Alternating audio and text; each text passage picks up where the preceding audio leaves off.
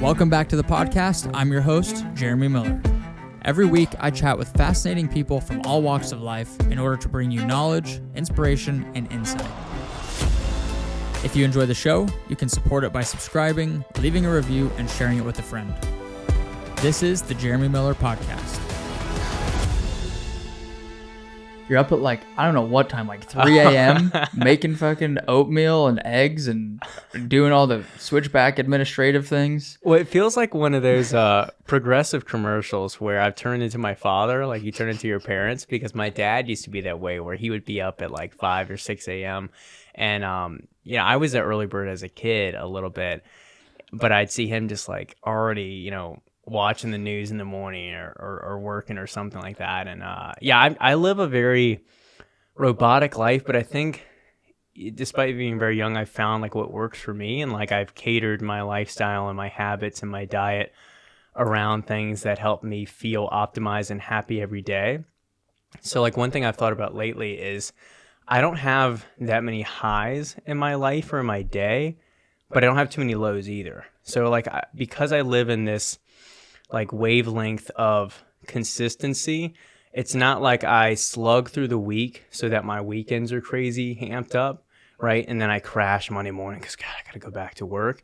It's I have just a consistent amount of enjoyment each day. So I work 6-8 hours maybe in my day, but because of being self-employed, I have the opportunity to carve out certain things in my day. So I'll make sure I have time to read in the middle of the day and have an extra cup of coffee, or have my workouts done, so that all the priorities that fill my cup are always there, but they're not there to an unsustainable point. Does that make sense? Definitely. Yeah, it's very routined and methodical, I guess. I am robotic in some sense and systematic. That's why it's I've seen some memes where you say, "Oh, I'm a really fun, outgoing guy," and then me in real life, and I'm standoffish, and because I am that way. As much, I really do enjoy being around the right people and the right circumstances and small groups and things like that. I think I do thrive, and it doesn't drain me in a way, but I also just long for and desire just quiet time and the simplistic, and this traveling that we're doing here is exciting. It's something new, and if I didn't force myself out of the way to kind of do it for business, then I would probably just have every day feeling almost like store brand cereal just over and over. But at the same time, I kind of like the monotony, because I've carved in those things, like I said, that kind of give me that fulfillment and feel like I'm improving and fulfilled in some way. Do you think that came when you were building the gym, maybe, or when you're trying to build the gym? Because I see a lot of similarities of you're up at the ass crack of dawn and you're already doing all this shit. I'm still sleeping out here. Well, so I'll say one thing, especially in defense of those that don't like to get up or that struggle with it, because my wife is one of those people and we've battled over it. Is the getting up thing is there are some genetic components to it, or your circadian rhythm or whatever. And the early thing is I normally would get up around 6, no problem, but the 4 a.m. or really 3:50 is my weird time that I like doing. 3:50 is because and even on weekends really it's like that. And it's because when I worked as a personal trainer in college, I had a client at 6, and to kind of get up, make sure I had breakfast, and then get to the gym to train him, I'd have to get up at it'd be 5 o'clock. And to give myself a buffer if there was traffic or I'm a little bit slow eating or something, I give myself a 10-minute buffer. So that's kind of always been in my head, is that 10-minute buffer. And then I think just because of the gym, we would open, my gym, we'd open it at 5 a.m. I think I'd set it at 3:50. So I think that's how I ended up at 3:50. And at this point, it just feels right, and I just stick to it. And I also know that I'm just very productive, and I won't go on my long spiel, but I feel like I have more time in the front end of my day to be productive, and then once the sun starts winding down, I get pretty unproductive and lazy, and I just don't feel like I'm nearly as creative. And then to answer your main question about where that originated from, I think it happened over time, but I was telling you hours ago I was eating beef and rice, and I was I can eat this beef and rice meal 5 times a day, every day, all year long. And I think it's just a bodybuilding thing. I just picked it up, I guess, years into bodybuilding, where you have to love the monotony. You have to love the tedium that is, counting macros and checking your meals. And I was never even like for the one bodybuilding show I did, I never had my meals dialed into a point where they were pre-packed in Tupperware and tucked away and I had to pull it out. I always just meal prepped in mass, whether it was like some kind of meat and rice. So like I would still kind of do it that way, but it wasn't that sectioned off. I'd still fit in fun foods. But that I think that acceptance and still enjoyment and satisfaction that comes from monotony maybe originated from that, and maybe why it carries over to ultra running quite well. Do you find that it's hard when you get out of that routine, like when you're traveling to like Texas this week and you're not in your normal routine? Is that hard, or do you like adapt pretty good? It's hard a little. It's a little hard in the moment, like when I'm away from the routine. But getting back into it isn't too hard. Like I think I'll just snap right into it back. I guess that'll be like Friday morning with a fresh cup of pour over coffee. Yeah. That's been the hardest part, not having good coffee here. I'm but, so sorry. I can only have so many demands. I did get your almond milk. You did get my almond milk, so I could have some oatmeal in the morning, and that's been good. So no, but I can make do for the most part. I really, when I travel, I try and just focus on the simple stuff, as I'm sure you do. I'm like, all right, let me get high protein in, let me hydrate as much as possible, sleep as much as I can, and just make sure I'm not letting like my body and mind and energy levels fall apart. Yeah, I'm curious to hear your thoughts on this. But now that we've known each other for what, 2 years roughly, give or take, something like that. Started building Switchback around a year ago, like last spring. Yeah. Now that we've like gotten to know each other more, I've come to learn I think we're opposites in a lot of ways. But That's I funny. think that's Yeah. why it works. I do too. I was telling Maddie that actually. I was like, Jeremy and I have so many shared values and activities that we do and all that. But I was like, there are like distinct areas where we're quite opposite. Like I feel like you definitely like wake up later, have more night owl. You said on a podcast with Dom that you were introverted. I think you're more extroverted than you might realize. Yeah. And so you do a lot more the social stuff that maybe I don't either have the personality for, the energy for. So like little things like that, for example, that if you like dissect it, we are like opposite in certain areas. But I think that has worked out really well. And I think with managing a business, especially with someone that you barely knew and that we've been, I think, in person together like a total of like 8 days, maybe something like that. Not that much. And but I think it's worked so well because of our willingness to compromise and respect the other person's opinion. And like I think we handle boundaries really well for a business of just two people, and how it's kind of had to grow and evolve without mentioning all the things that you manage and I manage with our own personal brand and side things that we do.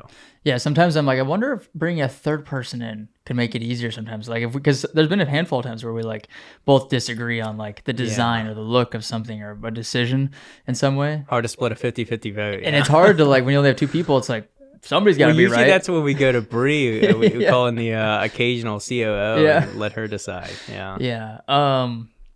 But yeah, it's I mean, building a business is tough for sure. But I think I think about this all the time. Like if it was me and somebody similar to myself, I don't think it'd be as successful as it is. If it was you and another person just like you, I don't know if it'd be as successful, because you have to have that balance. And I think any good relationship, it's kind of like this yin and yang. You need the pushback, and it makes you better. It makes you push back and resist your own biases.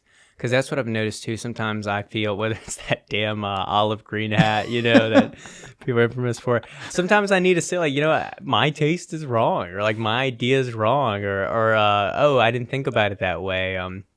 So it gives you perspective. It really does. Like, not just working with someone else, but someone else that has maybe a very different background or taste or life experiences.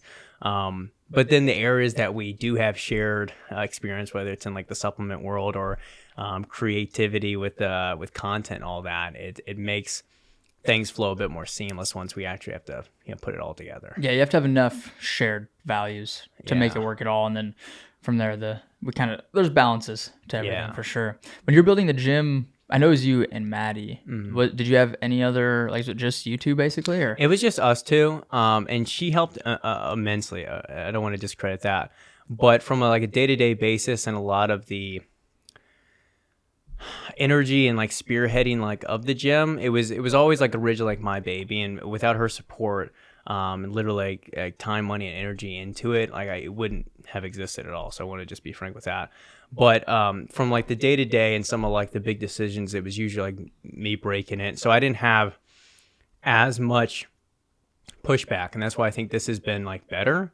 And it's also a very different business, right? Like retail and supplement versus a physical location. But there are components that overlap so much that I've either acknowledged or learned and been able to leverage into Switchback.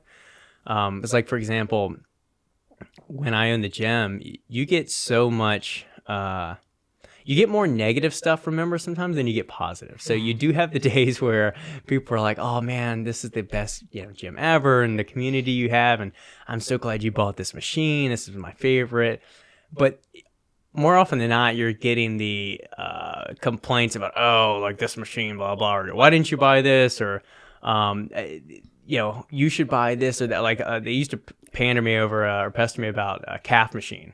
And I was like, of all the, the certain space we have in the gym, I was like, I don't want to buy a calf machine. And so you get a lot of, as you should with any business, you get a lot of input. And sometimes I only have my bias, essentially is what I'm getting at. I only have my bias and my attitude and vision to say yes or no to certain requests from a gym member. And it's hard for me to try and pull, or even like when we would send surveys out and try and gauge like, okay, if we get 60 surveys back from the 300, 400 people we emailed, like who's to say these are the best decisions to make permanently at the gym?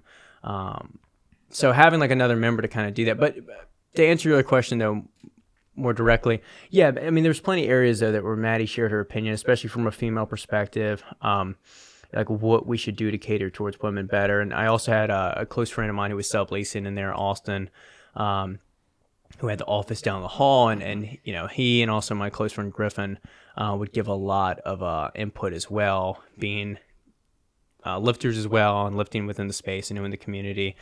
So they're very different businesses though. It's an interesting experience with that versus this.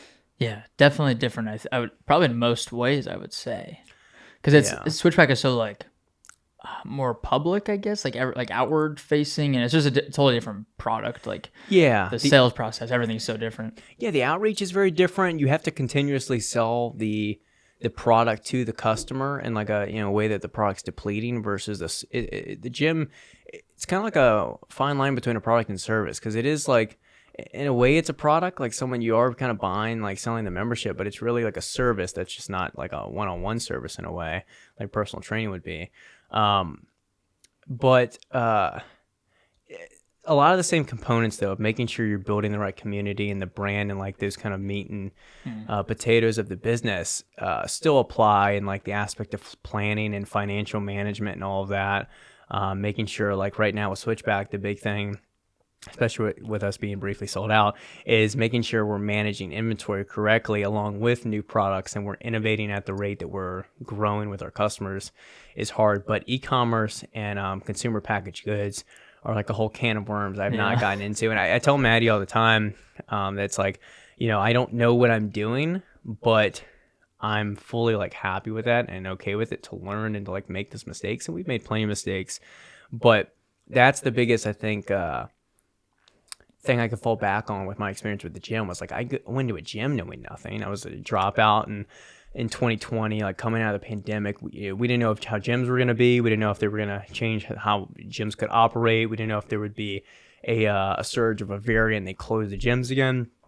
But I had this willingness to just say, screw it. I'm going to pour myself into this, back against the wall. I'll scrape by. I won't fold and kind of dissolve back. So that gave me a lot of confidence to kind of look back at that experience and go like, okay, I've overcome that. I can overcome this. And I think that's how we look at races too. Like, okay, I was in a shithole at mile 38 and I still made it to the finish line. I can do that again, I think. Yeah. And for people that don't know, because I really haven't talked about like the story of Switchback on the podcast at all. Yeah. People know if they follow either one of us, but maybe let's hear it from you. Like the origin story of Switchback, and I can just chime in as needed. But yeah, just because we haven't really talked about it a whole lot. Yeah, we haven't. I think we were meaning to back when we were going to launch in August, and we didn't get around to like. We were so busy that week with like the shoots and That was getting hectic. content out and trying to launch and everything. Yeah, but the story of Switchback is it's kind of an interesting and simple one at the same time. We originally wanted to do this running AI app, this coaching app, and so I tossed the idea to Jeremy, and I was like, he's also a content creator, a more better runner than me. I was like, he might have a good idea as far as programming and also what runners would look for in the app. And we probably spent like 2 months working on this and looking up designers and playing around with UI stuff and what the interface would look like, planning it all out, trying to figure out the equations and algorithms and all of that. And eventually realized that we were, what is the term, like over our heads with that stuff, Beyond our pay grade. Yeah, we were beyond our pay grade and our IQ with that stuff. And even hiring someone, it was just going to be like to hire someone who's not actually a part of the business and outsource that. It was going to be a headache and also like a really risky investment to kind of throw a big chunk of money into something that, we have no experience in. And so I think we took like a week or two and we're like, maybe this isn't for us. And started tossing around the idea of electrolytes, because oddly enough, most of the electrolytes both of us have tried sucked. And they either were underdosed and or overpriced and or full of sugar and like weird ingredients. And there's some, good options out there, but it just was hard to find. And so like, let's see, if we can make something better. And that's essentially spawned it. And then from there is very much centered around, okay, what do we want the brand to be? Who do we want it to represent? How are we going to distinguish ourselves within a crowded space that is running? Yeah, I my best description of it for like the why of starting it was like, there's so many supplement companies out there, so many like electrolyte hydration products. A couple of them are dosed well, but the ones that are and have like good ingredients have zero brand or zero community behind them. Yeah. And it seemed like we just saw the gap to fill of create something high quality that tastes good, clean ingredients, but also bring the community and the brand with it. Mm-hmm. And I feel like that's what we've done so far in the 8 months we've been in business? Yeah, it's flown by pretty quick, something like 8 months. And I think we've done a pretty good job too. I think we've not like nailed it perfectly, but I think for the most part, the emotions and feelings that we're trying to evoke within people are there, because there are so many brands, and this goes to beyond supplements, but like in the lifting space or in apparel, where everybody is trying to like one up themselves with how hardcore they can be or how disciplined or dedicated or whatever. And also just pushing that competitiveness, which is valuable. And it's something we both practice to varying extents. But I think with Switchback, we wanted to kind of reinvigorate that feeling of recreation and fun that running can inspire in us, and the feeling of community and camaraderie and the excitement that it can be to kind of show up and see your best friends at a group run. Like, how can we kind of bottle that up into a literal like bottle or tub or product, and also interweave that into our apparel too. So I think that's the attitude and the path we've tried to take with Switchback, and I think we can continue to do a better job with it. Especially, again, being two people and not being a venture capitalist project. How can we fiscally manage that with events and that's the other problem with the e-commerce business, is trying to actually get out into the field and get into people's like real life experiences. It's quite difficult to do, because otherwise you just end up being like this face behind a screen, right? Yeah, and I think one interesting thing that, like, probably the number one question I always get about how we started it is like, where did the funding come from? Mm-hmm. I'm comfortable sharing it if you are, but I think basically we just each put in 10 grand, like personal savings, and just said, this is that. And I think that was even actually more than what we probably could have done, because like minimum order quantities were lower than what we actually ended up doing initially, I think. But taking basically 10 grand of each of our own funds and turning it into something profitable like very quickly was pretty cool, I think. And that should serve as I think encouragement to anybody else that wants to do something like that and start their own business. Say. It's like it's a double-edged sword, or two sides of the same coin of granted, combined 20 grand could be a lot for people, but again, this could split in multiple people. But just to say that it doesn't take that much really to start something new. But at the same time, whether you get it from a loan or whether it's your own money or a group of people coming together to start a business, anyone can kind of get the money. But not everyone can turn the money into a profiting business, especially as quickly as we've been able to, fortunately. And especially in a day and age where there's so many influencer brands and products too. I was talking to a friend of mine recently that was asking about that, like with the coffee business, like could he partner up with some influencer who's kind of be the face of it, kind of kickstart that, right? Because you see that whether it's like Cody Co's Run Club or I don't know, different things like that, right? That it can kind of skip the queue as far as the startup struggles, but you still have to have a good brand at the foundation of it. And if you don't actually put that behind it, you might have a spike of success initially, or have the funds to start the business, or have the funds to, in my instance, start the gym, but the members don't immediately come. They say that you build it and they will come. That's not always true, right? So that's just been something that or something I'll put out there about it. One thing I was expecting that didn't actually happen was I thought we'd get this big surge of like sales and orders the first like month, and then it would die off because it was like hype. But it seemed like it's really only grown since then. Like, I mean, we've gone through like multiple production orders. We're sold out currently. Like, there's just so much demand. And I think the word of mouth and people like recognizing it's a good product and the branding is relatable and recognizable. I think, I don't know. I like being the one saying we're doing good, and you're the one that's like, we got to keep pushing. We got to do this. There's a good balance. Well, again, it goes back to like what we said. I remember like there's been a number of things where I've kind of either like pulled the reins back or I remember when we were budgeting stuff, I was like super conservative with how we were spending, and I think we ended up meeting in a good spot, or I would like vastly under project what I think we would sell, and again, it keeps us in a safe spot from overextending ourselves. But I've been honestly impressed and astounded to see how many people have made the like permanent switch to us so quickly, and I think that is a testament to the product, because it's not just like, oh, this is our product, and I think every founder will say, oh, it's a product they use and all of that, but it really is a product that we use. And also I remember when we first had people sample it back in August, and they were like, oh, this is better than fill in the blank, and that really gave me the confidence to not just push it because it's our brand, but push it because we actually think it can compete with the best stuff, and that I think that's why more people are willing to make that switch.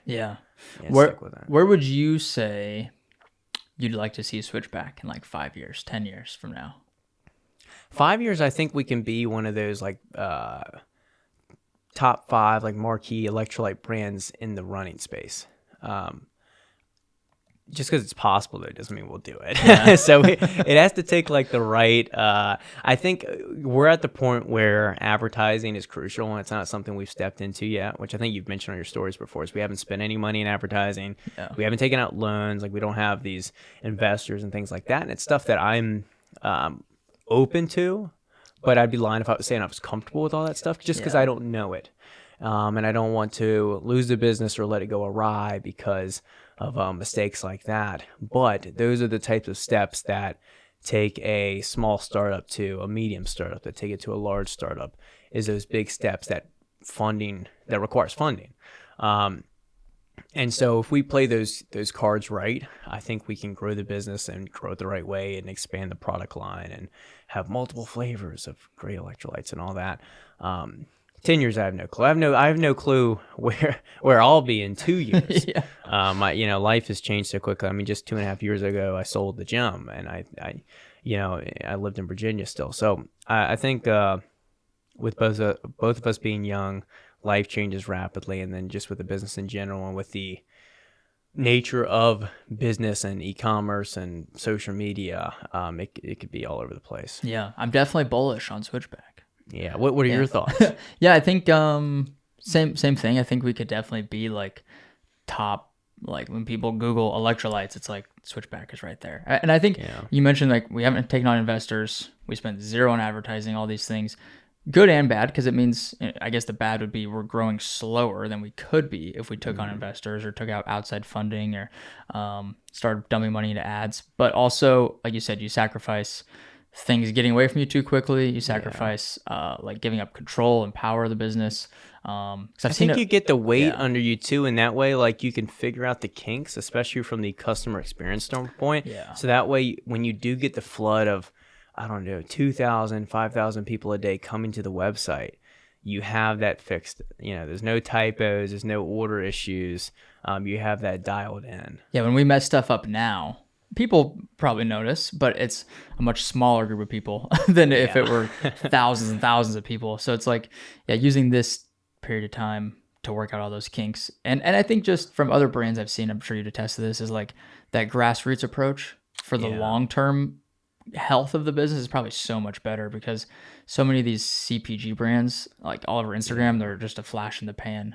They show up, they get all this investor money, and then they're gone because it didn't hit. Yeah, we see it all the time. They work with us, you know, for better or worse sometimes. And, you know, I think people, and myself included, want like a face behind the brand. Like they want to know, maybe not who's doing all the back end stuff, but like who created this. And like they want to see that journey and that slow drip of success.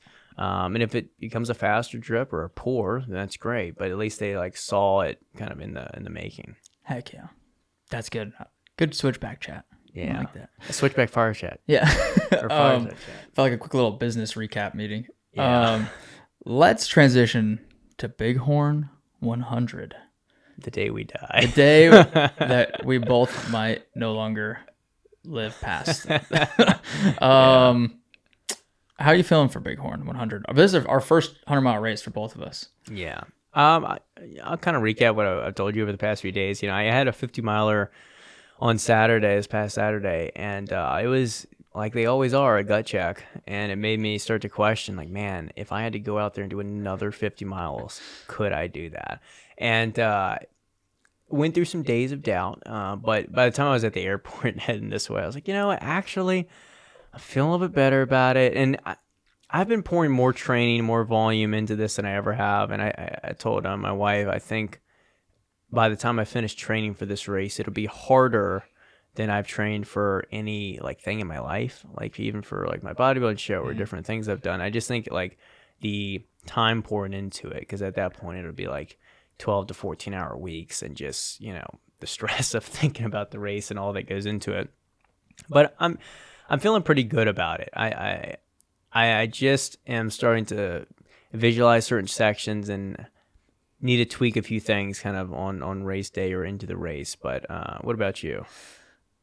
Same, relatively. Yeah. I think my biggest thing is I don't live in the mountains. It's so hard to get mountain training not living in the mountains.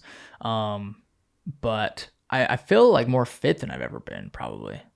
I feel more fit than I've ever been, yet I still don't feel fit enough. Yeah. That's my problem. And that's where I keep reminding myself, like, there's people that do 100-mile races that are definitely not as fit as you or me. Well, so that's what I fall back on. Yeah, that's what I fall back on, is I'm like, there has to be someone less fit than me that is finished. And yet, you know, and I do fall back on, I feel like my mindset and my grit and my musculature will hold up. I just wonder, cardiovascularly and like energy wise, how am I going to do come 65, 70, 80 miles, all that. It's just the unknown that irks me a little bit. Yeah, it's the unknown for sure. Because that's, I mean, when you don't know till you know, when you've never ventured past. Have you done anything past 50 miles before?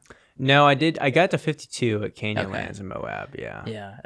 I mean, I did that 100K, but it was in a parking lot, so I don't really count that. Yeah. So it wasn't mountains. But yeah, 50 miles in the mountains, from what I hear, is it's like comparing a half marathon to a marathon. It's double the distance, but a marathon's so much harder than simply twice the distance. It's like, at least all the people that run hundreds tell me that. At the same time, though, it's not, at least what I hear too, is it's not linear. So it's not like how bad you feel right now. It's not like it gets compounded and it's like double by mile 60 or something like that.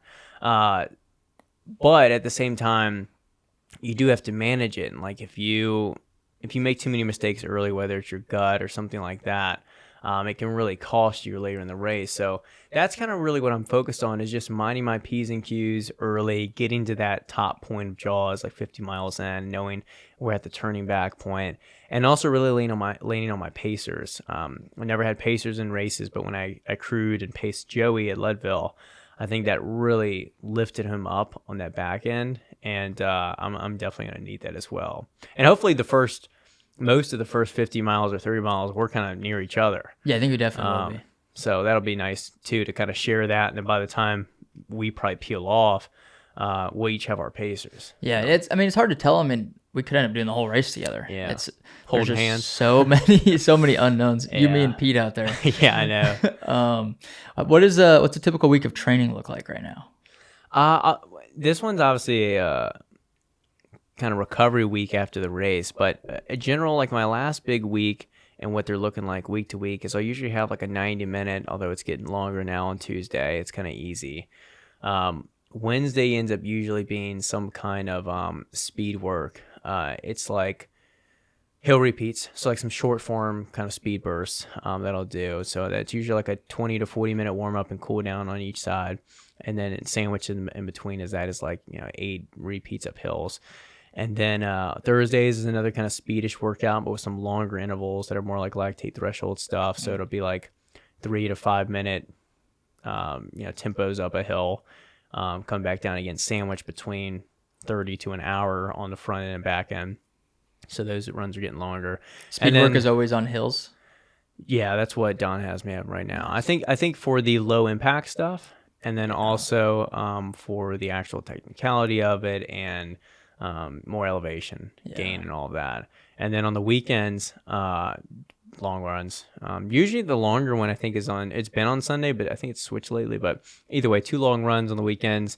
I was telling you, John, my coach, John Reichout, has generally had me on time for all my workouts, but the closer we get to races, if he knows like, all right, Brock's kind of damn slow on this, he'll switch it to miles. Okay. So like I can't just kind of like wait out the clock, if that makes sense. Because sometimes, especially like we've had shit weather, I'm like, well, I'm glad it's just 4 hours, because that way it's not like, like I have to get a certain mileage done. It's like I know 4 hours it's done.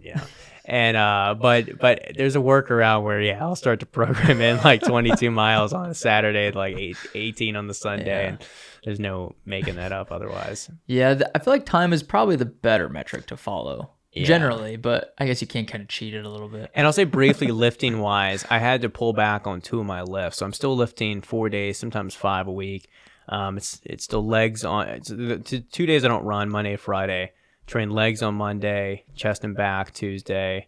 Just kind of went back bro style, shoulders and arms on Wednesday. Nice. Rest on Thursday, because that's usually like my longer, that's like those lactate repeats. Friday, upper again, or like chest and back. Saturday, long, or like usually long. So usually weekend I don't lift. So it's been tough to do that as well and pull back on that. But I just think, I was telling you this morning, like my legs, I think just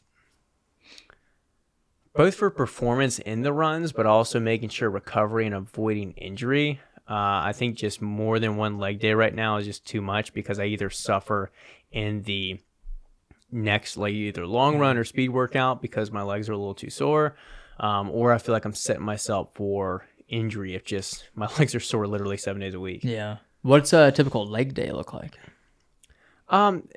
It's still a little bit hypertrophy style, so I still will squat, but I'll keep it a little bit lower rep range, so kind of like that 3 to 6 range, a couple sets of that. I haven't been trying to actually make it heavier lately, just because we're so close to the race.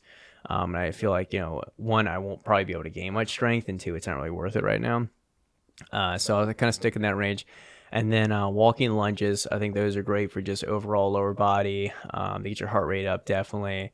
And they also work against stability and single leg, unilateral work, all of that. And then I'll mix in usually a third quad exercise, whether it's cyclist squats or goblet squats on a slant board, or sometimes I'll just do body weight Bulgarians with like a knee drive. So it's not too much overload, but it also helps me really work that glute med and focus on my stability. And that was really crucial for me recovering from my IT-band syndrome, and making sure that doesn't come back.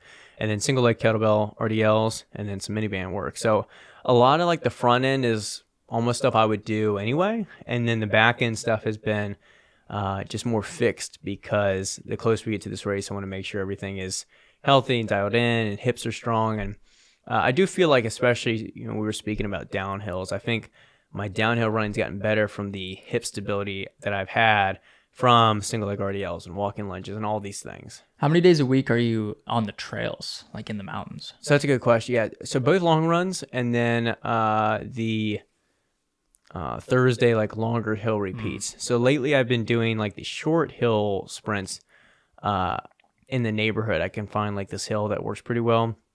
And Tuesday as well, I'll do like an easy one around like the trail around my neighborhood.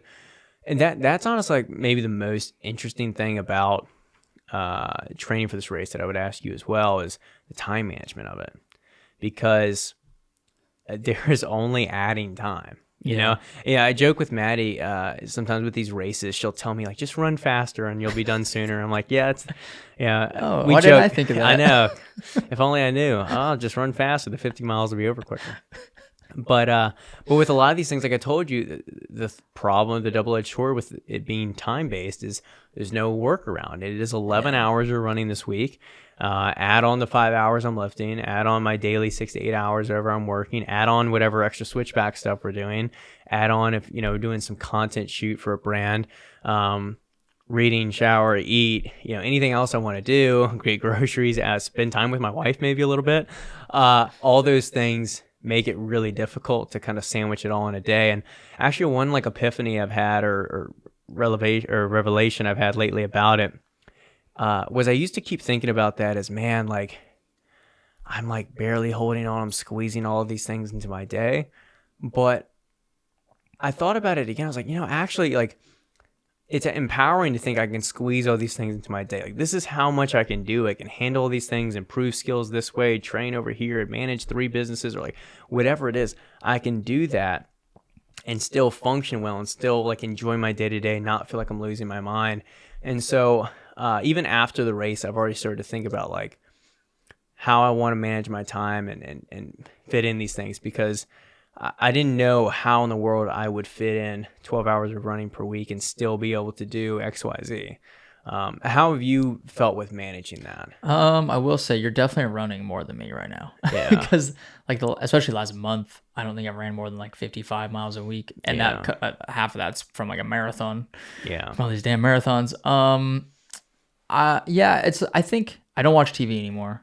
Oh yeah. Well, that's what I tell people, because people are like, oh, how do you have time? Like, you can only do that because you work from home or whatever it is. And it's like, these things are true, but like, I don't watch any TV. Yeah.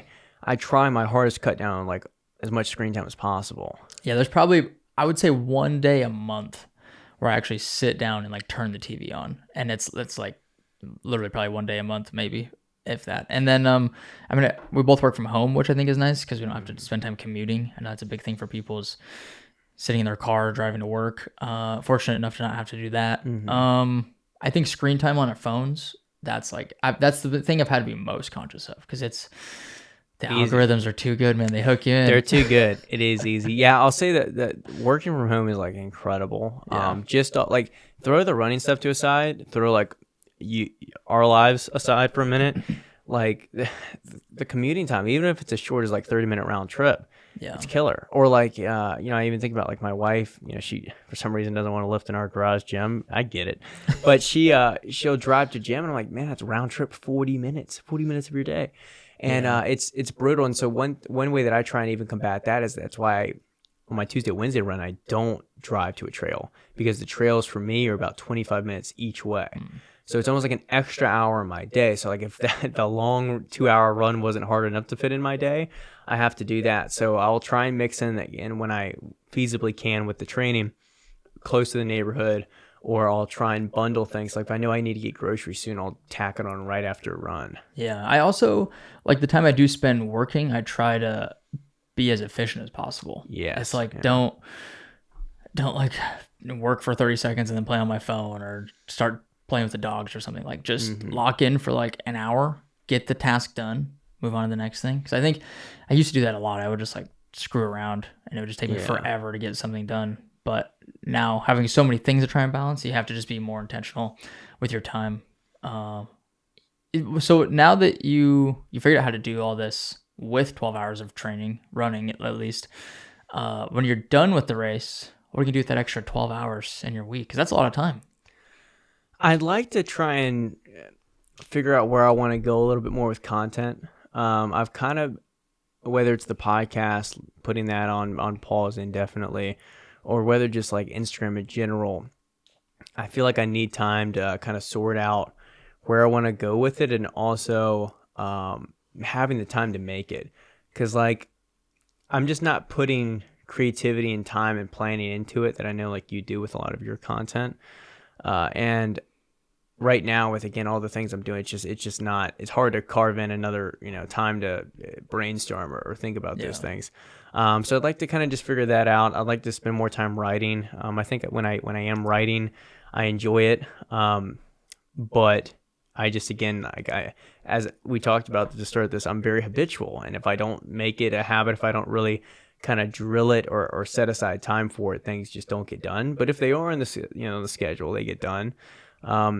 So that's generally it. And I want to pull back the running, but still run, and just get back to a place where I feel more jacked. Yeah. So I need to figure out my lifting a little bit more, try and put back what I perhaps have lost. But that's generally what I think I'm gonna do. Yeah. Have you lost a lot of weight from all the running?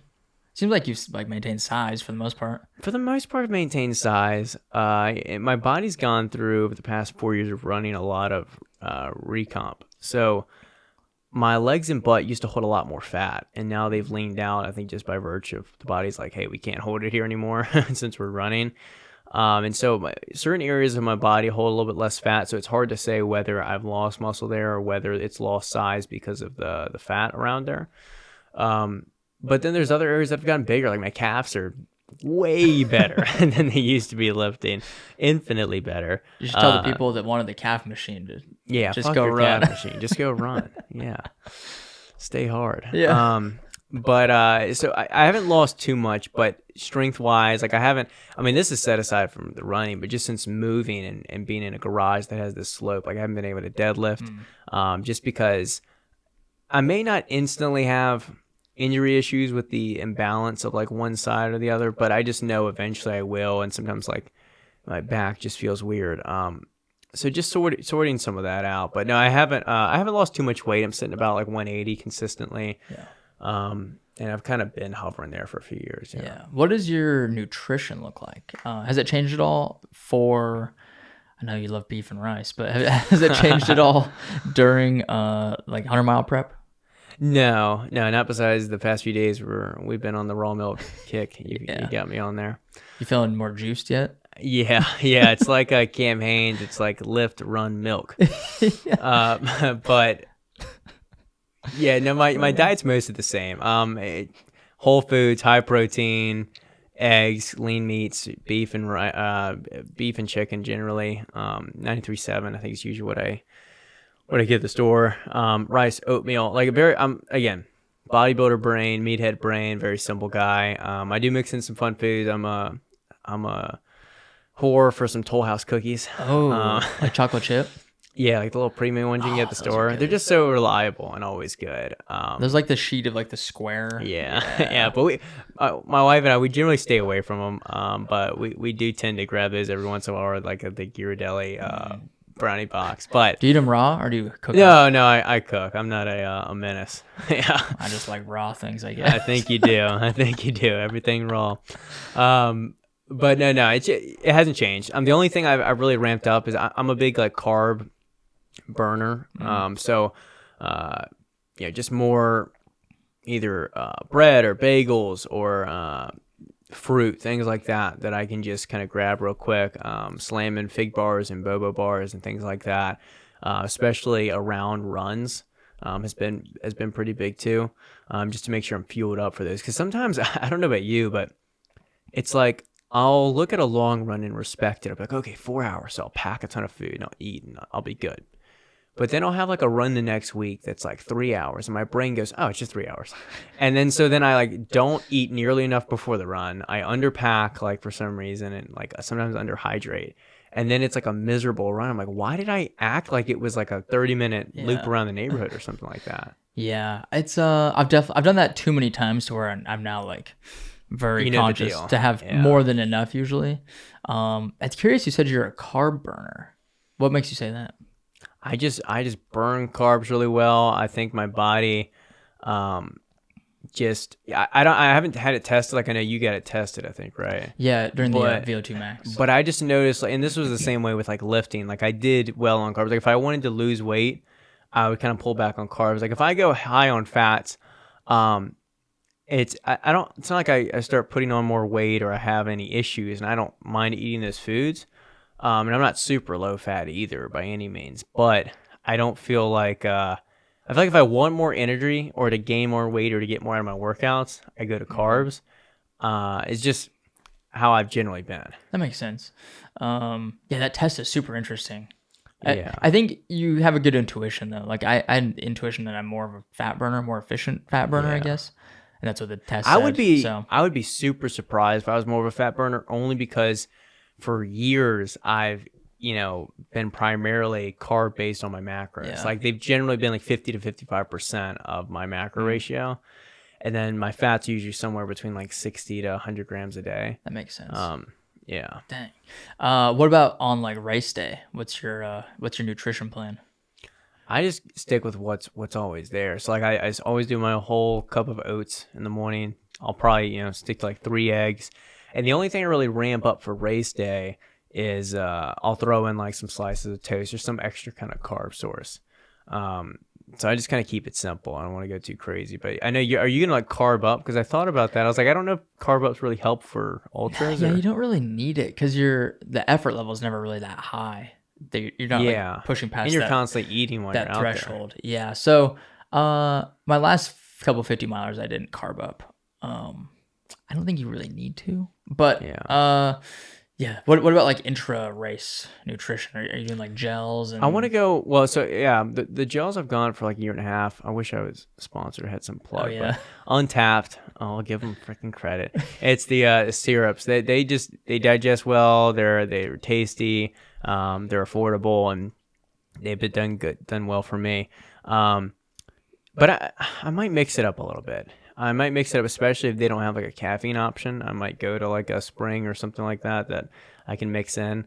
And honestly, just variety of flavor and consistency, I think might be good. And also, as far as whole foods, I want to get a lot more whole foods in for this race, since I'll have more cruise spots there, and it's a long day. And so I want to do fresh fruit. Ramen noodles always really good for salt, water, sodium, and calories. All of that stuff is great and digests well. It's warm, all of that.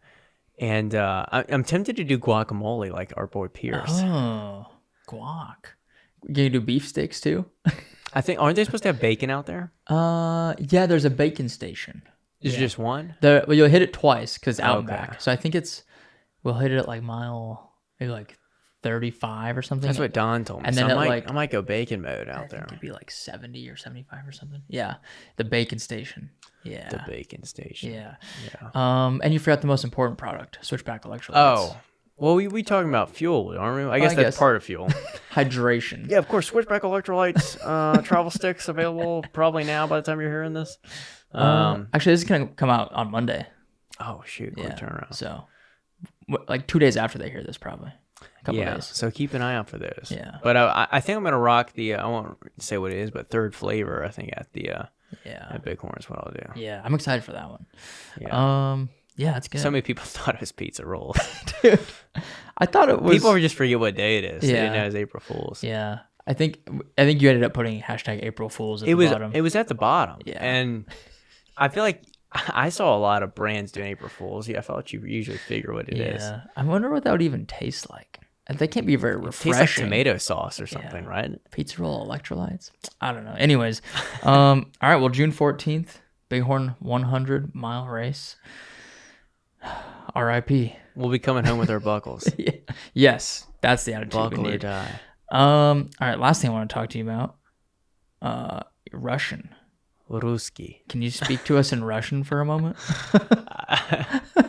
Would it help if I asked you a question? It probably would, but I'll just I'll say, put you on the spot. Я не знаю русский язык. How do you say I love milk?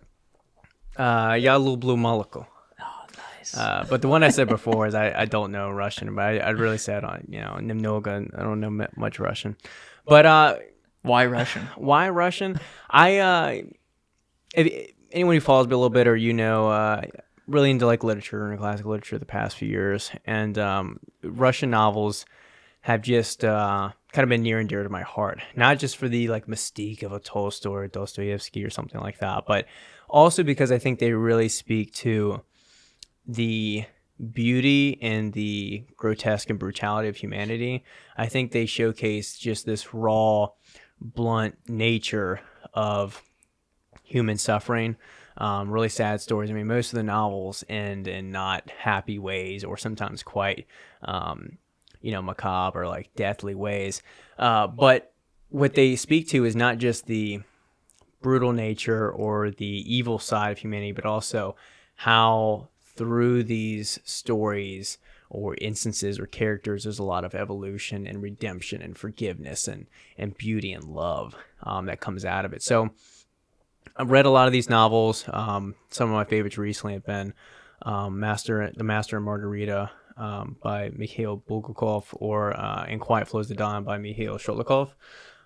These are novels? These are novels, yeah. And both of those that I just referenced were early 1900s, so kind of like right pre or around the revolution turning into the Soviet Union. Of course, Dostoevsky's great, and Pushkin and Gogol and all that. So why Russia? Russia is just very rich in culture. I thought the challenge, and it turns out to be an immense challenge of trying to read Russian literature, just drew me in. I thought that'd be very fascinating, because a lot of the books I read, whether it's philosophy or literature, I'm reading them and experiencing them through a lens of translation. And translation in language is really fascinating to me, because why did a translator use one word and not another? Or are they trying to transfer the communication, the meaning, the messaging from a particular language in a way that they really can't? So, for example, Schadenfreude in German is like to find pleasure in someone else's misery. We don't have a word for that in English. So for a translator to translate that, they either have to kind of do what I just did or explain it in a certain way. So the concept of translation and what potential meaning can be lost while you're reading the book and having this experience is just quite fascinating to me. And so I've been very curious, like how reading a book in its native language can change my experience, and what is how more rich can this story be, or these characters be, and how can the story and the emotions within it really speak to me better, and really express something deep to me that's inaccessible right now from the wall of English and the wall of translation. So that's really been like the spark for it. I think it'd be very fascinating to travel to Russia at some point. Obviously not while they're in current war, yeah, I mean, and also I think it's a relatively like misunderstood language due to decades of propaganda and Cold War conflict and all of that too. Yeah. So have you read any of the books in Russian yet, or you gotta learn it first? Я изучаю русский язык 3 месяца. So it's been like 3 months. I've studied Russian for 3 months, and I know very simple sentences. I know simple sentences. I know things like I just said, and even that, hear me stutter, I might pronounce something slightly off to a native listener listening. But it's a very tough language. I was telling you that, there are some, I wouldn't say tricks, but there's some structures to the language that you can kind of pick up on, or conjugation. You can go, okay, you can generally get that right on every verb and adjust it right. But there's a lot to it that's very different than English. So I mentioned to you how subject word order or sentence word order is very different. So in English, it's usually subject, verb, object. Jeremy writes on paper, right? Jeremy writes the book. But in Russian, you can completely flip the order around, and it could be like book, Jeremy write. And you're like, okay, well, how am I supposed to know that Jeremy is the one doing the acting and he's acting upon the book? Well, because of word casing. So the way that you alter and conjugate, whether it's an adjective or subject or verb, whatever it is, you're altering the word, the ending of the word, based upon that, whether it's nominative form or instrumentive or prepositional, dative, these different ones, accusative. And that's been really hard for me. Apparently it's the same in German as well. But like English and Spanish, I believe, don't have these complex word cases. But we have our own, I'm sure, difficult things for native Russians or people of different languages. But so it's very hard. I was just telling you before we started this, like the stressing of words, whether it's molika or something like that, and just trying to absorb it all is difficult. So I'm in a position right now. I'm just trying to absorb vocab, correct my grammar, so I'm not messing up too bad. Although I mess up quite often, and I think it'll take me like a good 3 years before I can even read like a mildly complicated Russian book. Damn.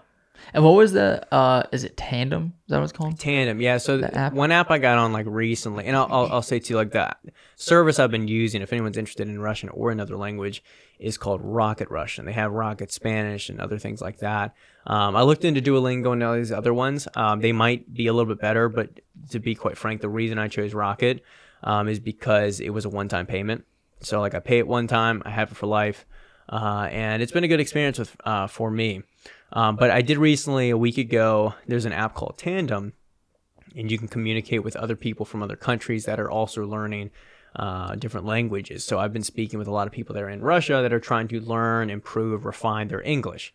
And for better or for worse, a lot of them are farther along than me. As far as me learning Russian, they're usually way better with English.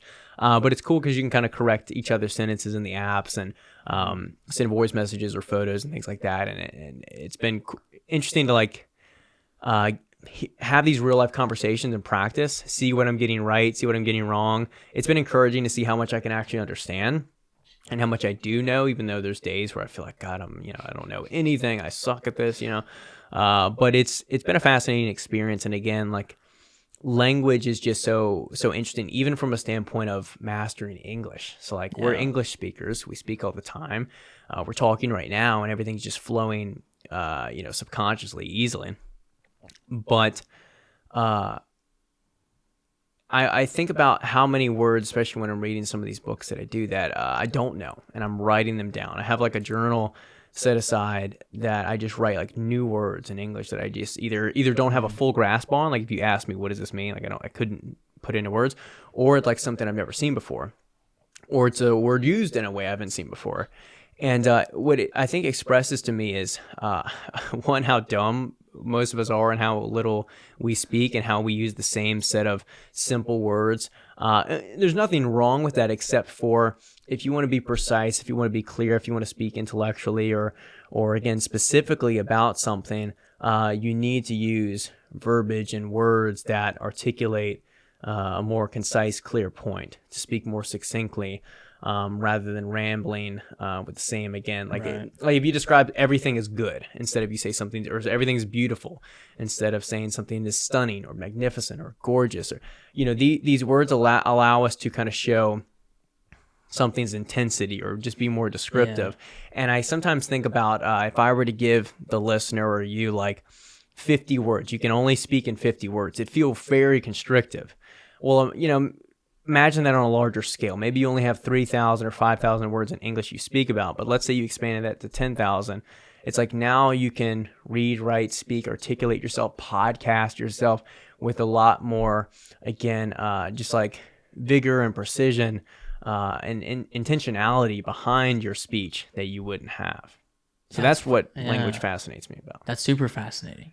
My biggest struggle, I guess, maybe you have a fix for this, would be like just remembering the words, and maybe it comes down to like using them more often, and so you get them more ingrained in your mind. I think that's what it has to be, and so that's actually why I keep the journal. It's not some kind of self-flattery or look at me thing, but it's more so I like to imagine by writing them down, I can actually remember. And so I write down the word and the definition. That's why I have a physical dictionary in my living room, and I'll pull it out and actually take the time to kind of write it out, because I hope by that process I'll kind of remember. And also I found too, and it's the same way with Russian or really with anything, is you remember your mistakes well. So like if you keep forgetting a word, like God damn, like I keep looking up this word in this book and like still can't remember it, like you'll eventually remember it because it's that word that keeps pestering you, or it's that mistake that keeps coming up, you keep making. It's like, well, I'm not gonna make it anymore because it's frustrated me. How many hours a day do you read? 2 hours generally. So I'll always set aside like an hour in the morning. Traveling I haven't, just because it's just hard to manage. But when I'm in my robotic setting at home, I meant that in the best way possible. By the way, I embrace the robotic behavior. I read for an hour in the morning, like with my coffee, basically. It's very set in stone with my routine there. And then what I've added in like the past year, maybe year and change, is like midday, just honestly going back to being productive when you are working. I find taking a break helps me return back rather than trying to just, stonewall 6 hours in a row on the computer. And so like midday, basically I'll make an extra cup of coffee, small cup, and I'll read for an extra 30, 45 minutes. So usually like an hour and a half to 2 hours each day. And I used to read in the evening too, but that's been swapped with about like 45 to 60 minutes of studying Russian. So again, all of this stuff is things that I'm going out of my way to kind of put in my schedule, but these are the things why trying to keep up with my podcast or fit in this running training has been very difficult, because there's certain things to me that are very important that I know if I take them out, I can survive, I can be happy. But if I really want to feel fulfilled from take the financial standpoint out of it, or some of these other external or materialistic factors. If I want to feel fulfilled because of my reading or the personal skills I'm learning a new language or time with my wife or things like that, I need to kind of have these things drilled in. So again, those reading times, the training, the studying at the end of the day, these have become non-negotiables for me. And if I have to pull out from somewhere, time for a run or for groceries or something, it comes from the screen time or it comes from something else. Like I try and drill those in a concrete way. Yeah. What's the goal with all this? Like all the building a business, running 100-mile races, lifting, feeling good, looking strong, reading. What's the purpose of life? Yeah. What is like your I guess some of our questions are really like 10-year idea. I hate that question so much, but like, no, it's a fair question. I really I think of it this way. I have fuzzy, hazy dreams or ideas of the future that are for 3 or 5 or 10 years, right? I have like a fuzzy picture of like a nice house and plenty of land and dogs running around and I got chicken coop and a home gym, all this stuff. But at the same time, I'm very able to maneuver and adjust and adapt and be flexible and malleable with that vision. So that's why it's fuzzy, right? But I kind of just come down to, I think it's good to have macro ideas, but like live in the micro, like live day to day, but don't live like this is the only day. Like live in the present, but with a full anticipation and preparation for the future, because I think too far we're like living in the future, maybe suffering too much in the present. Either you're working like yourself to hell, or you're like, oh, I'll be happy when I get this, and it really doesn't, because it all becomes relative. So I do have goals for either financial thriving and leveling up in different ways, whether it's with fitness goals. But I really try and just live in a passionate and curious way and focus on filling my cup in little ways like that, rather than anything too concrete. So I hope that learning a language, whether it's Russian or another language, reading these certain books, or running Bighorn, like these are life experiences that are fulfilling me in from a standpoint of curiosity and learning about myself and all of that. But also, again, still loving the simplicity of it. So I guess that's generally how I think about like where all this is leading. It's just focusing on what is providing me not just simply happiness, because happiness is a fleeting feeling and emotion, but like what is making me feel fulfilled and like I'm moving in a a vaguely forward direction, and I'll be happy with that. Yeah, that's a great answer. Yeah, it's a weird answer. I feel like it's the most indirect answer I could give you. No, I think it definitely resonated with me. That's probably exactly how I would describe. If you ask me the same question, that's what I would say. But I've just had an epiphany that I feel like happiness is just like a weird, and of course I ended what I said, and I was like, oh, I would be happy. So I kind of contradicted myself there, but I feel like happiness is like a weird thing to pursue, or like when people feel like maybe that they're a failure, they're stepping back if they don't make as much money the next year, when your existence isn't just defined by like an arbitrary financial, grounding or some kind of currency or influence or status or whatever it is. It goes far beyond that, and your life is going to ebb and flow in a million different ways. And as long as you have different areas of your life that you can kind of lean on to fulfill you and keep you interested and passionate and enthusiastic, I guess that's what I'm searching for. I'm searching for things that make me feel alive and enthused rather than simply happy or having pleasure. Yeah, I think the pursuit of happiness is not a good pursuit. Overrated. Yeah. Yeah, look at us. We got this shit figured out. Yeah, listen to 20-year-olds like us. Yeah. Like Davis Clark says. Yeah. We're locked in. And the heavy hitters. We are coming. Let's go, baby. Love Davis. Dude. He's a man. Let's end it right there. That was great. That was good. I love that answer. I got a lot to think about now. Rethink your life. Yeah. Get that vision board. Take it down. Yeah, dude. Rebuild it from the ground up. One thing, whatever. We'll talk about it later. Dude, this is great. Did we cover everything? I think so. Heck yeah. It's good to have you on again. I'm glad that you're my business partner because we have this good yin and yang. Yeah. We've got shared vision, same shared goals, I think, same ambitions, but different like ways to go about it. The difference is, I think, like amplify the general place we're headed. Like they make us better. Yeah. Simply put. Heck yeah. All right. If anybody wants to connect with the one and only Brock Covington, how do they do so? OnlyFans at Brock Covington. Super simple on Instagram. And if you want to find anything else I'm doing, luckily I'm so far the most popular or famous Brock Covington there is. Congratulations. Hopefully it stays that way. So you just gotta look up. Yeah, you're like the last Jeremy Miller. Yeah. There's so many of them. Dude, that 90s. Oh shit. Good old Goldens. At least for at the end. I don't know what I was gonna say. That 90s actor stealing on my thunder. Oh, still? Yeah, but Brock Covington. You can just Google it or go to Instagram. I have a YouTube as well. I haven't posted there in a bit, but if you want to watch some backlog podcasts for now and see what else I'm up to eventually. But yeah, stay connected and obviously go switchback.co. Snag yourself the best electrolytes around. And a lot of other great running gear, and we hope to see you guys at group runs, races, and all of that. Go Switchback. Go Switchback. All right, we'll see you later, everybody. Thank you so much for tuning into the show. If you enjoyed this episode, please make sure to subscribe to the channel, leave a review, and share it with a friend. We'll see you in the next one.